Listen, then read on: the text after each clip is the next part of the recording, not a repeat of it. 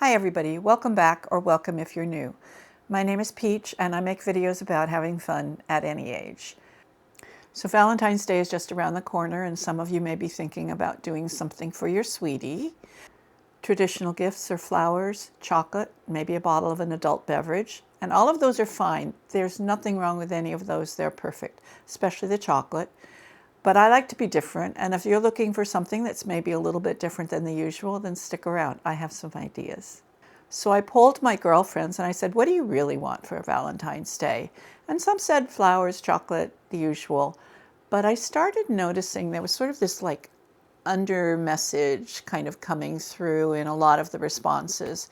One of my friends said she doesn't really need any more stuff, but she would really like maybe a special sweet and a nice card with a thoughtful note.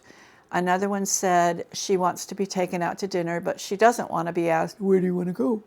She would just like to be taken to dinner someplace that her husband thinks that she would like. And they've been together 40 years, so hopefully he has a clue. Another one said she really likes weekend getaways, but she doesn't want to have to plan it. So you get the picture.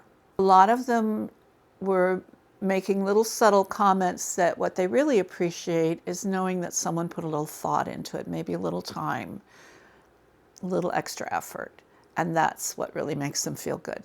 So with that in mind, I have some suggestions.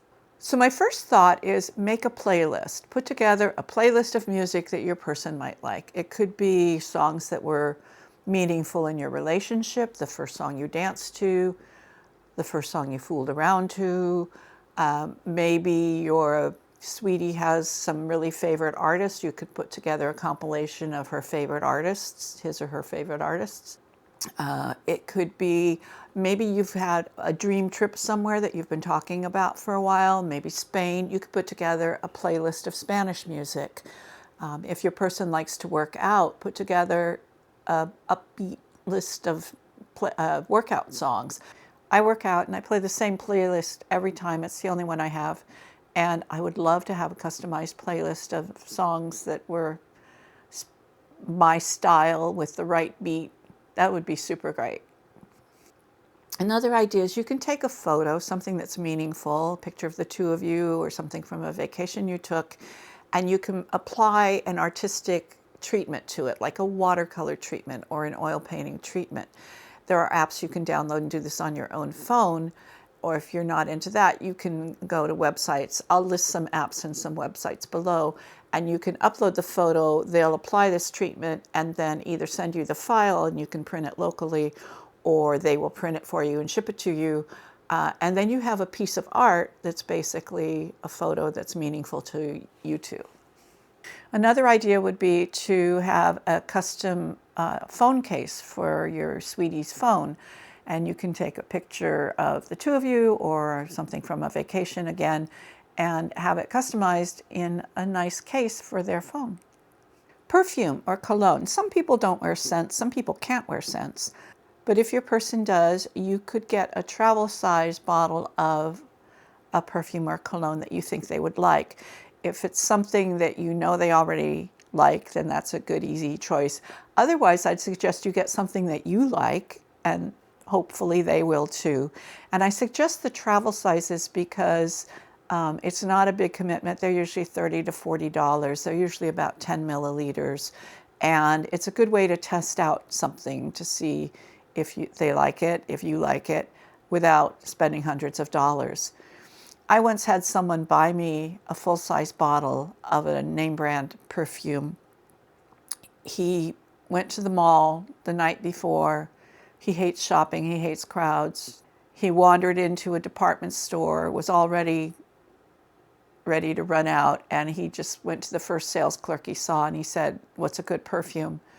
And she said, "Well, this is a big seller." And he didn't even smell it. He bought it. He gave it to me. And it was a name brand, very successful perfume. It was one of the strongest, most intense fragrances. It was like, I can't breathe strong. And at the time I was working in a corporate office where I had lots of meetings in conference rooms. I couldn't wear it. And it was really strong. the perfume bottle way outlasted the guy.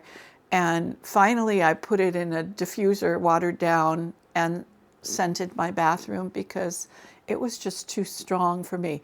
So whatever you get, try it out first. Take a sniff in the store before you buy it. And but I do think the travel size perfumes are a lot of fun. And I will list below some perfumes, if you don't have an idea, that I think would be good for a lot of people. A lot of my friends tell me that what they really want is focused time together. And so the next set of suggestions are activities that you can do as a couple. There are paint and sip nights, ceramics and sip nights, where you can go take a class. There's an instructor who guides you through some art activity, and you get a glass of wine or a beer to go along with it. You could tie in dinner with that. And then you have the experience of doing something together in a fun way, and you have a little something to take home to show for your evening out. There's a place by me that does the same kind of thing with glass blowing, and I've always thought that would be really fun. You know, you get an oven and a flame, and you get to blow your own glass vase or little thing that you get to take home with you. I'm dying to do that myself. And along the lines of classes, there are cooking classes.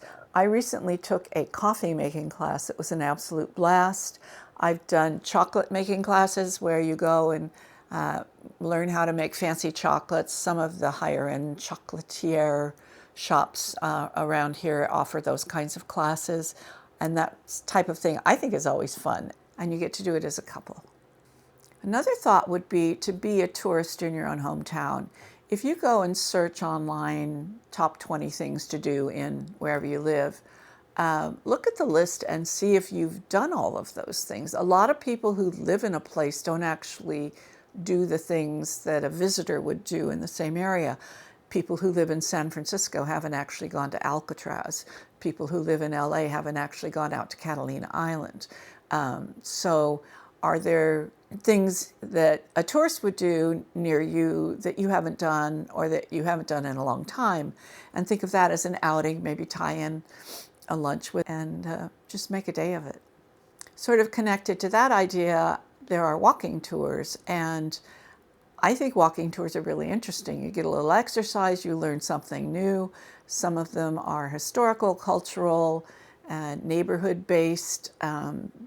There are food walking tours, there's pub crawls, and is there a walking tour in your area that you haven't done? That would be another thought for an outing, and maybe tie it in with a lunch. And finally, hear me out on this one. A lot of couples, one person likes to dance, one person doesn't. And if you talk to the person who doesn't, a lot of why they really don't like to dance is that they feel they don't know how, or they're not good enough, or they're clumsy or awkward, and they don't want to be embarrassed in public doing something that they feel they're not good at. So one way to feel better about it is to take a class. And there are formal dance classes, which some people find intimidating, but there's a lot of informal ways that you can have a little dance class. There's a group that meets in a park near me on Sunday afternoons, and they do a Lindy Hop, which is an old-time dance from earlier in the 20th century. And they teach you for free. It's very low-key. You can just kind of stay off on the outskirts if you don't really want to be in the middle of things. But they give you some instruction, and it's just fun. There's another group that meets once a week.